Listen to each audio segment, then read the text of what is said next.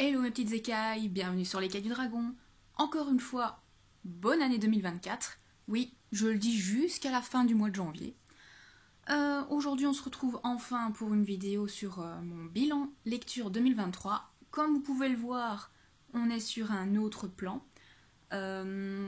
Normalement ici vous voyez beaucoup de livres que vous n'avez pas l'habitude de voir. Tout simplement parce que j'ai enfin trouvé un petit peu de place où mettre mes livres, il était temps. Et ce que vous voyez sur le côté, ce sont des petites cagettes que j'ai achetées chez notre ami suédois, avec l'argent de mon anniversaire. J'en ai acheté 5, et ce que vous avez sur le côté, c'est un petit spoiler du prochain book haul, donc gardez les yeux sur moi, pour pas vous gâcher la surprise.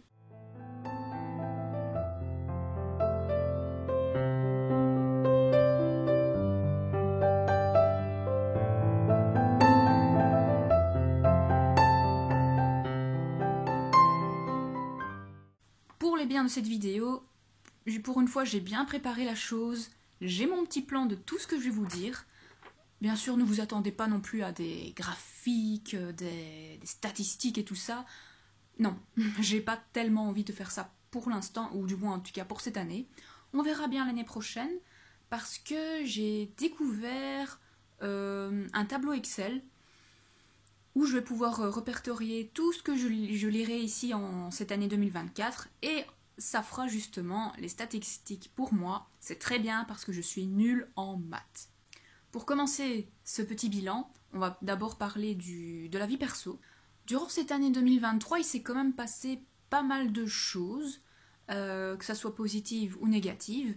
Déjà, en positif, c'est que j'ai signé mon CDI dans mon travail de la vie de tous les jours. Comme vous savez, pour ceux qui sont là, depuis un petit moment, je travaille chez Action. Donc j'ai signé le CDI, je suis très contente, c'est le premier CDI de ma vie. Est-ce que je resterai là des années ou pas? Je ne sais pas. En attendant, ça paye les factures et les livres, donc pour l'instant ça me convient. Donc ça, je suis déjà super contente, parce que bon, à l'heure actuelle, avec tout ce qui augmente au niveau de la denrée alimentaire et tout ça, ben voilà, un petit CDI, ça fait du bien. Oh, sinon, ce que je suis aussi très contente pour cette année 2023, c'est que en juin, mon mari et moi, on est partis en vacances. Ça peut paraître un peu bizarre dit comme ça, mais nous sommes presque jamais partis en vacances à deux. La première fois, c'était pour notre voyage de noces. Et ici, on a réussi à partir dans le sud de la France, en Ardèche. Donc c'était vraiment très très chouette. Cette année-ci, normalement, on ne va pas partir parce qu'on a un autre projet. Et ce projet, c'est de déménager d'ici pour pouvoir normalement, en tout cas on l'espère, on croise les doigts, c'est de louer une petite maison pour avoir un espace beaucoup plus grand et de pouvoir mettre sûrement un peu plus de bibliothèque. Également, un autre point très positif, parce que sinon nous ne sommes pas là face à face, c'est la création de cette chaîne YouTube. Je crois que ça doit faire 9 à 10 mois maintenant. J'ai commencé cette chaîne, je crois que c'était en mars. Je n'ai plus la date précise, mais c'est pas si important que ça. Mais en tout cas, voilà, j'ai osé. J'ai osé me lancer sur YouTube. Je ne regrette rien, c'est vraiment une très chouette aventure. En plus, je suis vraiment contente de l'engouement que vous avez. Euh, En plus, ce qui est chouette, c'est qu'au fil du temps qui passe, des mois qui passent, il y en a beaucoup qui répondent en commentaire et tout ça, et très souvent ce sont les mêmes. Donc voilà, on commence un peu à mieux se connaître, c'est vraiment très très chouette. Et bon, de toute façon, vous et moi, nous avons la passion de la lecture, c'est vraiment super sympa de pouvoir parler de ce qu'on aime. Si c'était pas le cas, à quoi ça servirait? Ici, je vais dire deux choses un peu moins positives de mon année 2023, mais juste après, avec un petit point positif pour un peu doser les choses, on va dire, c'est que malheureusement, c'était en juillet ou en août, j'ai été agressée dans la rue, donc sur le chemin de mon travail. Donc voilà, ça c'est un très gros point négatif. Et suite à cela, le type, pour rester poli, a volé ma liseuse. Donc j'étais déjà content d'en m'en acheter une. Bah voilà, quelques mois après, on me me l'a volé. Et malheureusement, ça a eu un gros point négatif sur mon insécurité, sur mon anxiété. En fait, avant, j'ai jamais vraiment eu peur d'être dans la rue. J'avais relativement confiance en moi. En tout cas, voilà, je n'avais pas spécialement peur de me faire aborder ou ce genre de choses. Peut-être que j'étais un peu naïve de ne pas avoir peur ou je ne sais pas. En tout cas, suite à ces malencontreux épisodes, m'a fallu quand même pas mal de mois pour m'en remettre, on va dire. Et donc, oui, c'était très très très compliqué les trajets jusqu'au boulot parce que voilà, je passais tout le temps au final sur le lieu et pendant tout un moment, en fait, je n'osais même plus aller me promener, que ce soit pour aller en ville, pour aller m'acheter des livres ou d'autres choses, je n'osais plus. Maintenant, ça va nettement mieux. Je continue à rester méfiante, mais ce n'est plus comme avant. Avant, je regardais limite tous les visages. Dès qu'il y avait un homme qui s'approchait un peu trop près, j'étais directement sur le qui-vive et quitte à avoir ma bombe anti-poivre ou mon cutter de travail, je sais qu'on peut pas, mais voilà, mon cutter de travail quasiment en main, voilà. C'est sûr que ça a beaucoup joué sur mon anxiété, ça va déjà mieux. Je pense que ça, je dois encore un peu reconstruire petit à petit, mais ça va nettement mieux. Et voilà, malheureusement, c'est arrivé et j'espère, on touche du bois, que ça n'arrivera plus, mais voilà, on va dire, ça m'a fait une petite expérience que il vaut mieux pas être trop confiante en rue. Voilà, malheureusement. Mais pour contrebalancer ce point négatif, je me suis racheté une liseuse en décembre. Mais par contre, maintenant, je ne la sors plus de la maison. Tout ça, non, il vaut mieux pas. Il vaut mieux pas, je la laisse bien chez moi à la maison. Donc maintenant, le point vie personnelle, c'est fini. Comme je vous ai dit, c'était rien d'intéressant. Mais ça vaut la peine d'être indiqué. N'hésitez pas en commentaire à également faire le vôtre, on sait jamais. Maintenant, on va aborder un sujet qui fâche. Le bilan de mes achats de 2023. Quand j'ai vu les chiffres, parce que je les ai bien indiqués ici sur ma feuille, j'ai halluciné. Je m'attendais pas à ça. Je vous avoue que je m'attendais pas à ça. Donc tout est noté ici. J'ai fait plusieurs catégories et je vais vous les énoncer. Bien sûr, s'il vous plaît, aucun jugement de valeur. Chacun fait ce qu'il veut avec son argent et ce n'est pas une compétition non plus. Donc gardez bien ça à l'esprit. Ça sert à rien de toute façon. Donc en roman neuf, j'en ai acheté 130. En roman d'occasion, donc que j'ai pu acheter chez Pêle-Mêle ou que j'ai pu trouver à moindre prix, il y en a 51. Je me suis acheté 5 BD ou comics. J'ai mis les deux en parallèle, donc il y en a 5 en neuf. Et 18 en occasion. Ça, on peut dire merci au magasin Pêle-Mêle, parce qu'il faut quand même dire que tout ce qui est comics et BD, ça coûte quand même assez cher. Donc j'ai quand même pu en trouver quelques-unes en occasion. C'est pas plus mal. 59 mangas, des nouveaux en plus, et souvent des nouvelles séries, des nouvelles sagas, et 16 mangas d'occasion. Parmi ces mangas d'occasion, on a quand même certains qui malheureusement vont repartir parce que je n'ai pas aimé. Justement par rapport à ça, je vous fais un petit spoiler, mais pour cette année 2024, je vais quand même faire attention un petit peu à ce que j'achète et ne pas directement sauter sur les nouveautés et tout ça. Mais ça, on en parlera plus tard. Donc, ce qui fait quand même un total de 280 nouvelles entrées dans ma pile à lire, dans ma bibliothèque. C'est beaucoup. C'est beaucoup, parce que quand vous faites, par exemple, 280 divisé par 12 mois, ça fait quand même un total de plus ou moins 23 ouvrages par mois, ce qui me paraît énorme. Je vous avoue que j'ai pu un peu me faire plaisir cette année, ce qui fait vraiment du bien. Et voilà, pas de jugement de valeur, chacun fait ce qu'il veut avec son argent. Ça c'est dit. Au niveau de mon bilan lecture, c'est pas mal aussi. Je suis assez contente du résultat. À voir si je fais mieux ou pas l'année prochaine, on le verra. En fait, j'ai lu 47 romans pour cette année, ce qui est vraiment pas mal, je trouve. J'ai lu 12 e-books, Ça, c'est pas beaucoup. J'espère pouvoir un peu plus améliorer ce nombre. Parce que bon, voilà, acheter une liseuse et ne pas lire beaucoup d'e-books, ça sert pas à grand chose, je vous avoue. Mais voilà, ça c'est un petit point amélioré. J'ai lu 17 BD et comics. C'est pas mal aussi, sachant le prix de la chose. 66 mangas, ça c'est un beau petit nombre. D'autant plus que moi en général un manga ça me prend une demi-heure peut-être à lire. Et pour cette année-ci je suis très contente parce que j'ai fait vraiment de superbes belles découvertes. Je vous en ai déjà parlé tout le long des certaines vidéos, mais voilà, vous avez les carnets de l'apothicaire, Frieren, Berserk aussi que j'ai quand même découvert, en tout cas la première partie parce que bon, j'ai pas encore lu la suite. Vous avez également Magus of the Library qui est juste ici derrière moi et Oshinoko. C'est vraiment des superbes belles découvertes et ça fait du bien de retomber dans le monde du manga, chose qui m'était plus arrivée depuis quand même quelques années. Donc ici je suis très contente. Pour cette année, j'ai lu également 6 webtoons. Je n'en avais encore jamais lu et je ne les possède pas. Ce sont ceux de ma meilleure amie qui les achète et qui de temps en temps va très certainement me les prêter. Mais normalement, je compte pas spécialement en acheter parce que je trouve ça un peu cher quand même. C'est quand même 15 € pour... Bon, ils sont gros, hein, c'est pas ça, mais 15 € pour quelque chose que peut-être vous pouvez trouver sur internet, voilà. Ça, je vous avoue que les webtoons, je pense pas forcément en acheter, sauf s'il y a vraiment une série qui me tente.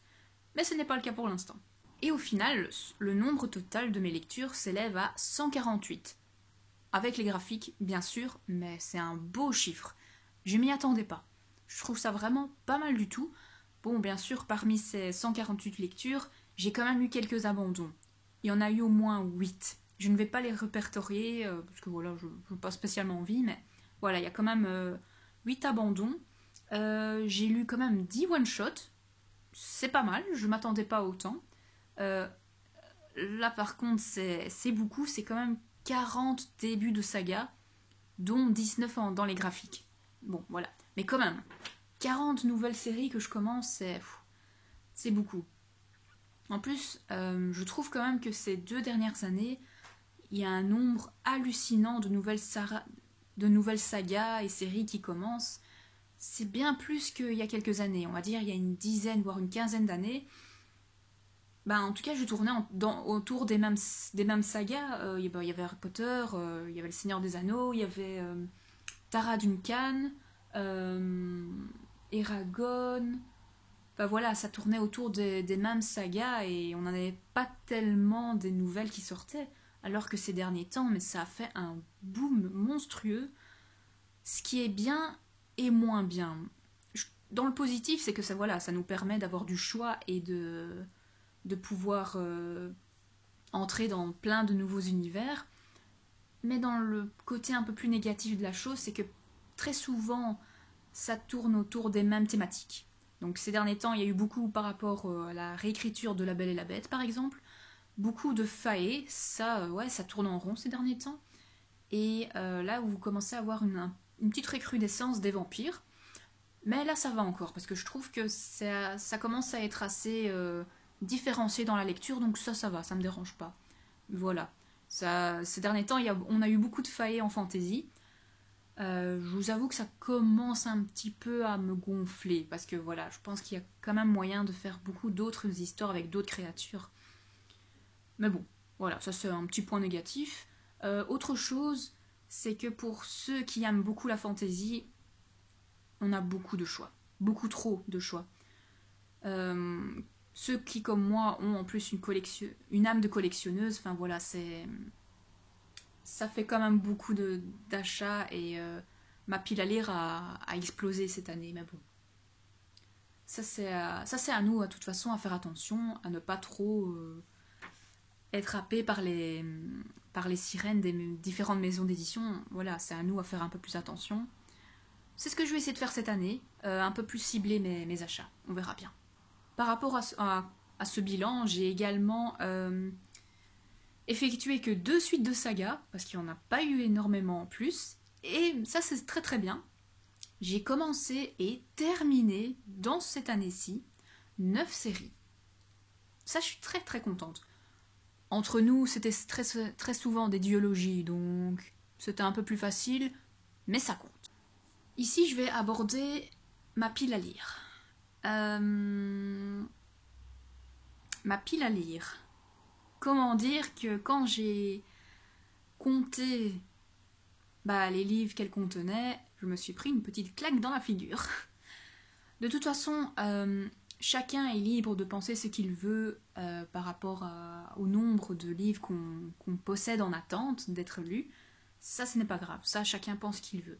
Mais en tout cas, moi, par rapport à ça, voilà, ça me dérange pas plus que ça, mais ça m'interpelle quand même, parce que je me dis, ce serait peut-être bien d'essayer de lire un peu plus que j'ai, plutôt que de continuer à acheter les nouvelles sagas. Bien sûr, vu qu'ici on est déjà mi-janvier et que j'ai eu mon anniversaire le 2 janvier, j'ai bien sûr déjà effectué mes achats d'anniversaire, donc tous ces nouveaux achats viennent grossir ma pile à lire. Mais voilà, je pense que ici dans les mois qui viennent, de toute façon, je vais essayer de lire un peu plus ce que j'ai plutôt que d'acheter, et comme je vous ai dit, j'allais cibler un peu plus mes achats. Mais parlons chiffres maintenant. Ma pile à lire est en 3 formats: les romans, les BD, les comics et les mangas. Je ne compte pas les e-books, ça ne sert à rien et je ne préfère pas. Mais en tout cas, au niveau des romans, je suis à plus ou moins 165 romans dans ma bibliothèque qui doivent encore être lus. C'est un gros chiffre, je le conçois. Mais par rapport à ça, il y a quand même beaucoup de livres en occasion. Et quand même quelques reliques de ma palle qui sont là quand même depuis au moins une dizaine d'années, si pas plus. Mais c'est tout simplement parce que je n'arrive pas encore à me lancer dans certaines sagas, alors que je possède tous les tomes. Vous avez notamment Les Royaumes de Tobin, j'ai les 3 intégrales. Et vous avez également, par exemple, Aurora Squad, j'ai les 3 tomes. Nevernight, j'ai les 3 tomes. Normalement, cette année, ils vont être lus. C'est vraiment ce que je me dis. J'ai vraiment envie de les découvrir cette année-ci. D'autres sagas un peu moins, comme Les Royaumes de Tobin que je vous ai cité juste avant. J'ai un petit peu moins envie de la découvrir. Mais ce que je me dis, c'est que ici, de toute façon, avant le projet déménagement et tout ça, je vais faire un gros tri dans ma bibliothèque. Et il y aura quelques livres qui vont sauter, dont notamment une ou 2 séries que je n'ai pas aimées ou que au final je ne compte pas lire. Si justement cette vidéo, donc une vidéo unhaul, vous intéresse, n'hésitez pas à me le dire en commentaire, je suis curieuse de votre avis. Au niveau des BD et des comics, il n'y en a que 12, sachant que je lis ça assez vite, donc ça va. Ça va pas rester trop longtemps en attente, et par contre vous avez quand même 45 mangas. C'est quand même beaucoup. Mais bon, déjà rien que pour les berserk ici, vous en avez au moins 5 à 10 qui m'attendent. Mais là, c'est parce que je laisse mon mari prendre un peu d'avance. Donc, voilà. Il y en a un petit peu moins. Mais sinon, par rapport à ce niveau de manga, il y en a quelques-uns que j'aurais pu ne pas compter, mais c'est parce que j'attends en fait d'avoir la série complète, sachant que c'est une série qui sera quand même assez réduite. Je pense notamment à Sakura chasseuse de cartes, la nouvelle saga. Il y en aura normalement 15. Et, spoiler alerte, ici pour janvier, je me suis mise à jour et j'ai acheté les derniers tomes qui me manquaient. Donc ici, il ne manque que le tome 15 qui normalement sortira mi-2024, quelque chose comme ça. Donc voilà, on va dire... il y en a quand même quelques-uns qui m'attendent, mais voilà. C'est pas ça qui me fait peur, je vous avoue. Et au contraire, je suis quand même content d'avoir un petit peu de quoi lire au niveau des mangas. Ici, par rapport aux réseaux sociaux, je suis mitigée. Par rapport à Facebook et Instagram, j'avoue que je ne fais pas tellement une différence entre ces 2 réseaux sociaux, mais je trouve que je suis pas assez présente sur Instagram. Pourquoi ? J'ai toujours eu du mal en fait un peu avec les réseaux sociaux. En fait, je scrolle beaucoup, je regarde beaucoup, mais moi-même, je ne poste pas vraiment dessus. Pas que j'en ai pas envie, mais disons que j'ai souvent la flemme. J'ai quand même beaucoup la flemme de faire ça, et aussi pas beaucoup de temps, ou du moins je ne m'octroie pas assez de temps. Donc j'aimerais bien peut-être cette année 2024 être un peu plus présente sur Instagram pour pouvoir poster mes avis lecture, faire peut-être de jolies photos. Enfin voilà, quelque chose qui donnerait plus envie aux gens de continuer à me suivre et d'alimenter un peu plus ma page Instagram. Et aussi peut-être avec certaines de mes créations, avec mes œufs de dragon et tout ça. Chose que je faisais avant, quand l'écaille du dragon n'était que ça. Au final, c'était une vitrine de toutes mes créations artistiques, donc mes œufs de dragon, enfin, ce que vous voyez de temps en temps popper sur mes étagères. Mais ici, j'ai envie de mélanger les deux. Donc, tout ce qui est mes avis lecture, mes quelques belles photos de livres et tout ça, mais mis en valeur par certaines de mes créations. Donc ça, c'est ce que j'aimerais bien faire en 2024. À voir si j'y arrive ou pas, on verra bien. Au niveau de YouTube, ça par contre, je suis très contente. Bah déjà parce que voilà, j'ai créé ma chaîne YouTube, donc déjà ça c'est génial. Je trouve qu'elle a une très belle évolution. À l'heure actuelle, nous sommes en tout 370, ce qui est très très bien, je trouve. C'est vraiment génial. Voilà. Au tout début, je postais à peu près 2 vidéos par semaine, mais pour moi, c'est pas gérable. Faut pas oublier que j'ai un travail à côté qui me prend quand même beaucoup de temps et la vie de tous les jours également, voilà, le ménage et tout ça. Bien sûr, je n'ai pas d'enfant, donc j'ai déjà un peu plus de temps que d'autres peut-être. Mais voilà, la vie est faite pour être vécue, donc je resterai à 1 vidéo par semaine, sachant que de temps en temps, ça peut arriver que il y a des semaines où il n'y aura pas de vidéo parce que je serai malade ou je n'aurais peut-être pas eu l'idée ou j'aurais eu un problème technique, qui sait. Mais voilà, je pense que 1 vidéo par semaine, c'est plus qu'assez pour moi. Et de toute façon, il y a tellement d'autres booktubeuses que vous aurez de toute façon toujours de quoi regarder. Et pareil, justement, en tant que vieweuse, moi-même, je passe beaucoup de trop de temps sur YouTube. J'ai une liste à rallonge de vidéos qui n'attendent que d'être vues. Et c'est une liste à 3 chiffres, hein. Donc voilà, vous voyez le show, vous voyez le genre, hein. Donc voilà, au niveau de YouTube, je suis très très contente. Par contre, TikTok, ça c'est catastrophique. Au tout début de la chaîne YouTube, j'avais également créé mon TikTok, mais c'est vraiment un réseau social que je n'arrive pas. Déjà, au tout début, moi j'étais souvent dessus en tant que vieweuse, mais le problème c'est qu'une fois que vous êtes sur TikTok, vous n'arrêtez pas de scroller, et ça arrivait que je perdais 1 heure ou 2 à regarder des petites vidéos, et voilà, c'est pour ça que j'ai vraiment limité TikTok, et voilà, j'avoue que je suis pas très à l'aise avec ce réseau social. Il faut vraiment être tout le temps à la page, il faut vraiment tout le temps être au taquet, au courant de ce qui marche, ce qui marche pas. Parfois, d'heure en heure, quelque chose qui marche peut très bien ne plus marcher. Enfin voilà. Pour moi, c'est un peu trop de pression, de charge mentale, donc ça ne m'intéresse pas. Donc je vous avoue qu'au niveau de TikTok, c'est possible qu'il y ait peut-être une petite vidéo qui pop par-ci par-là, mais il y aura vraiment pas d'autre chose. Ça m'intéresse pas. Pour cette année 2023, j'ai quand même découvert quelques autrices qui m'ont quand même marqué. J'en ai retenu 3. Vous avez Maëlle Pau, qui est une autrice française. Elle a déjà écrit quelques livres, mais le seul que j'ai lu pour l'instant fait partie de mon top 3. Je vous en parlerai juste un petit peu après. Vous avez également T.J. Klune. Lui, c'est un auteur, il me semble. Je vous avoue qu'au niveau des auteurs et autrices, je regarde pas tellement. C'est surtout leurs ouvrages qui m'intéressent. En tout cas, vous avez T.J. Klune, que j'ai lu Sous la porte qui chuchote, et je compte bien lire les autres romans, car j'aime beaucoup la plume de cet auteur. Et également, vous avez Yelena, que j'aime beaucoup également. Je trouve son univers très très très sympa. Donc ça, ce sont les 3 auteurs que j'aurais découverts ici en 2023, qui m'ont particulièrement plu. Si vous entendez des petits bruits et des petits crac-crac, c'est normal, c'est Lilith qui est en train de manger ses croquettes. Faut bien qu'elle se nourrisse, le petit chat. Pour cette année 2023, il y a 2 autrices où j'ai lu énormément de leurs ouvrages. La toute première, c'est Sarah Jimas, avec Crescent City, le tome 1, et au moins 6 tomes de Kéléana. Donc au niveau de cette série-là, je suis quasiment à jour, il me reste juste à lire le petit recueil de nouvelles, ce qui est déjà pas mal. Et la deuxième autrice que j'ai le plus lu, c'est Raven Kennedy, donc l'autrice de la saga d'Oren, où là j'ai lu les 4 premiers tomes, et normalement le 5e sortira cette année, en tout cas je l'espère en français. Au niveau des relectures, cette année 2023, j'en ai pas effectué. Ça c'est un peu dommage, mais en même temps j'ai pas spécialement eu le temps.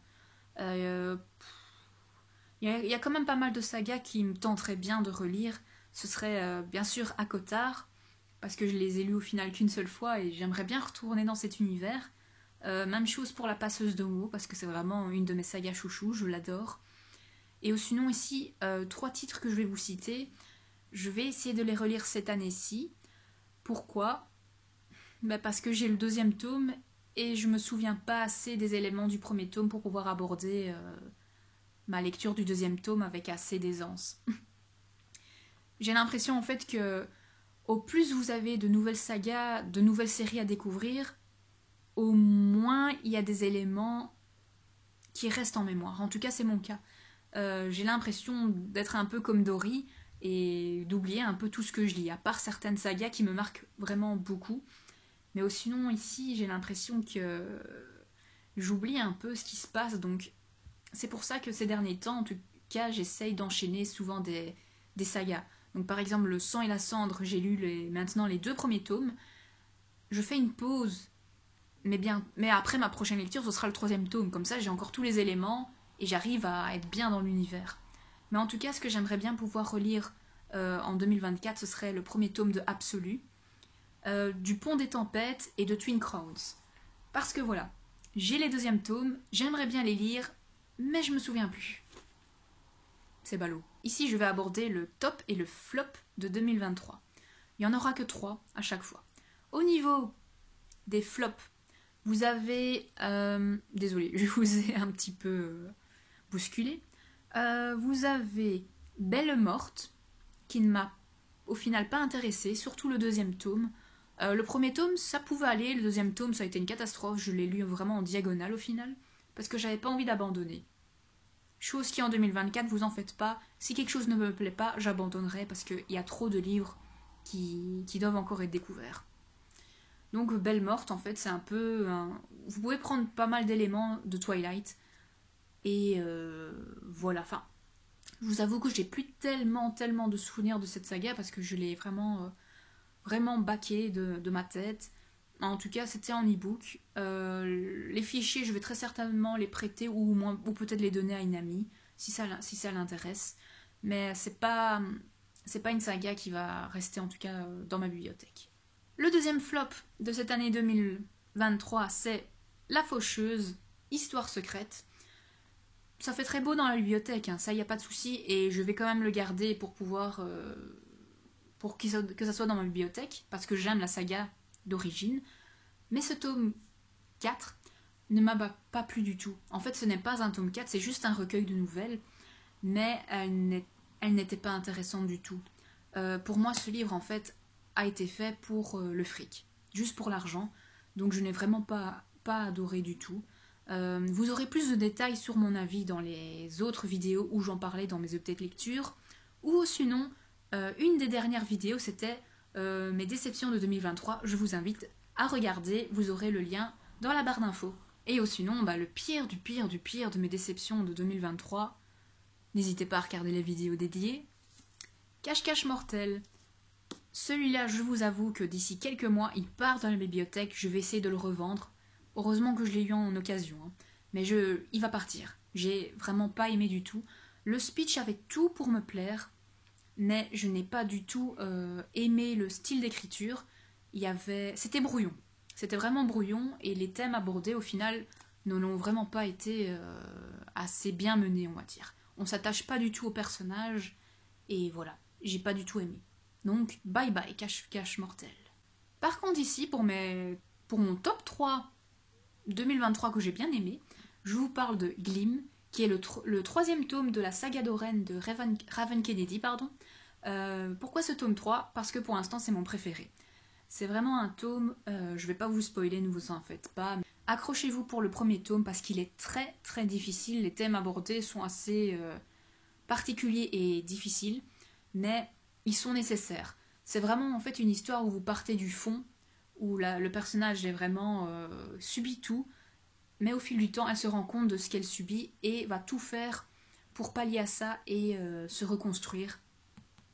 Ce tome 3, le mot d'ordre, j'ai envie de dire, c'est vengeance. Et j'adore ce thème. Le deuxième livre que je vous présente, que j'ai adoré, c'est le Kéléana, le tome 5, l'Empire des Tempêtes. C'est mon préféré de cette saga.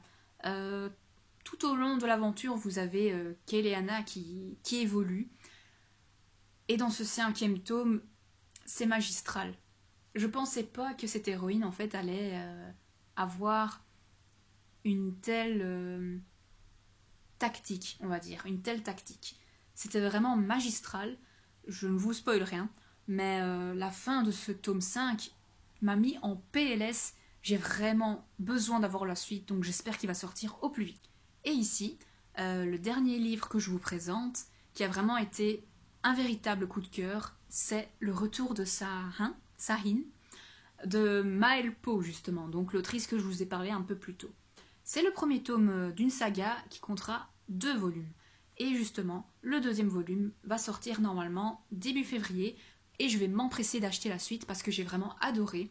La fin nous donne vraiment envie d'avoir la suite. C'est vraiment génialissime. Si vous aimez un petit peu l'univers de la passeuse de mots et un univers quand même assez magique, assez dur mais assez beau également, avec une très belle camaraderie, je vous conseille ce livre et cette saga. C'est vraiment très beau, la plume elle est super belle. J'ai eu quand même pas mal d'émotions, c'était vraiment très très beau. Et pour terminer cette vidéo, il y a 4 sagas que j'aimerais bien découvrir en 2024 et surtout dont je possède tous les tomes, c'est peu dire. Vous avez Nevernight, j'ai les 3 tomes, j'ai vraiment envie de découvrir cette saga et cet auteur, même si ma lecture en cours à l'heure actuelle c'est L'Empire du Vampire. Voilà, donc je découvre enfin cet auteur, donc J. Christophe. Mais voilà, j'ai les 3 tomes, ça va faire 2 ans maintenant, donc il serait temps. J'aimerais bien également découvrir Aurora Squad, c'est une trilogie également. Là c'est plus de la science-fiction et j'ai eu beaucoup de bons échos. Donc je suis vraiment très curieuse. Vous avez également la saga Prince Captif, où je possède la trilogie complète. Là par contre, trigger warning parce que c'est quand même un récit très dur. Il se passe quand même pas mal de choses assez difficiles avec pas mal de thématiques très sombres. Mais je suis très curieuse parce que j'ai eu quand même beaucoup de bons avis. Et voilà, c'est quand même une saga qui est quand même bien appréciée. Et enfin, la dernière saga que j'aimerais bien découvrir, même si j'ai déjà lu le tome 1 il y a au moins 3 ans peut-être, voire plus, c'est Vampiria de Victor Dixon. J'ai la première trilogie et j'ai le premier tome de la nouvelle trilogie. Je vais devoir de toute façon me refaire une lecture du premier tome de Vampiria. Mais voilà, ce n'est pas embêtant parce que ça se lit très vite. Et voilà, ce serait bien quand même de savoir si je vais aimer ou pas la nouvelle trilogie avant de continuer à l'acheter. Donc voilà les amis, c'est tout pour cette vidéo, c'est tout pour ce bilan. Il fait quand même, je pense, quasiment une demi-heure, c'est bien. J'essaye de penser à moi au montage là, parce que sinon... Mais en tout cas voilà, j'ai fait pas mal de belles lectures pour cette année 2023. Je suis sûre que pour 2024, je vais également découvrir de belles pépites. Parce que ce que je vous présenterai plus tard dans le book haul, je suis sûre qu'il y aura vraiment de très belles lectures qui vont arriver pour cette année. N'hésitez pas en tout cas en commentaire à me dire un peu votre bilan à vous, du style combien de livres avez-vous lu, quel est votre top 3 et quelles sont vos bonnes résolutions. Moi, comme je vous ai dit, de toute façon, faire un peu plus attention au niveau de mes achats. Parce que, voilà, l'argent, ça part très vite. Et puis surtout, manque de place, ça commence à être assez conséquent. Même si on va essayer de déménager cette année, j'espère au plus vite. Donc voilà les amis, je vraiment un grand merci pour toujours l'engouement que vous avez par rapport à mes vidéos. N'hésitez pas à commenter, partager, aimer cette vidéo et les autres à venir. Et en tout cas, je vous souhaite vraiment de très bonnes lectures, encore une très bonne année. Et on se dit à la prochaine fois pour la prochaine vidéo qui sera très certainement le book haul de mon anniversaire. Soyez prêts. Allez, à bientôt!